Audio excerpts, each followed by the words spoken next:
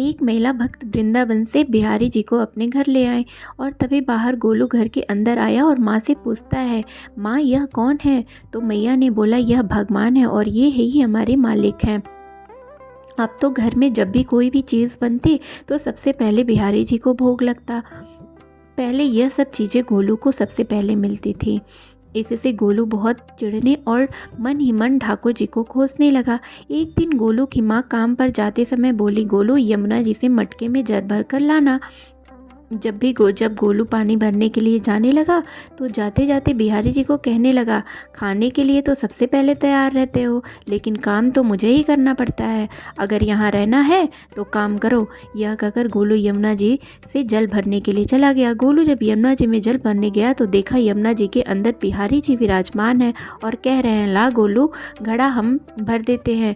गोलू उनको देख कर हैरान रह गया और बोला, नहीं नहीं, मैं अपने आप भर लूँगा। लेकिन ठाकुर जी ने उसके हाथ से घड़ा ले लिया और भर कर घर ले आए।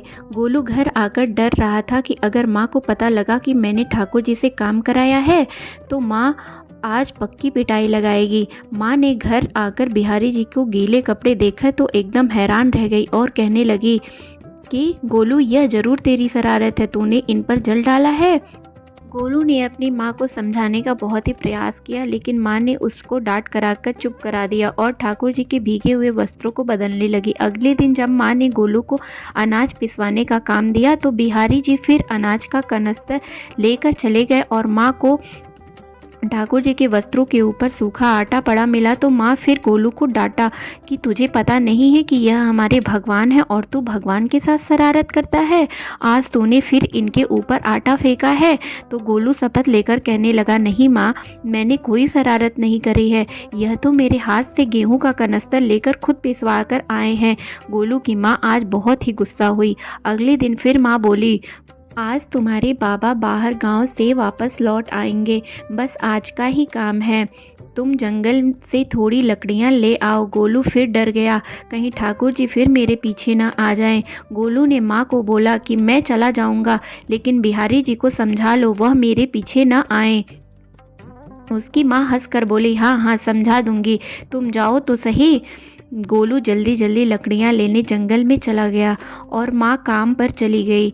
लेकिन उस दिन माँ काम से जल्दी वापस आ गई और देखा बिहारी जी अपनी चौकी पर विराजमान नहीं है। वह तो एकदम से घबरा गई कि कहीं गोलू की शरारत तो नहीं। वह भागी भागी जंगल की तरफ गई।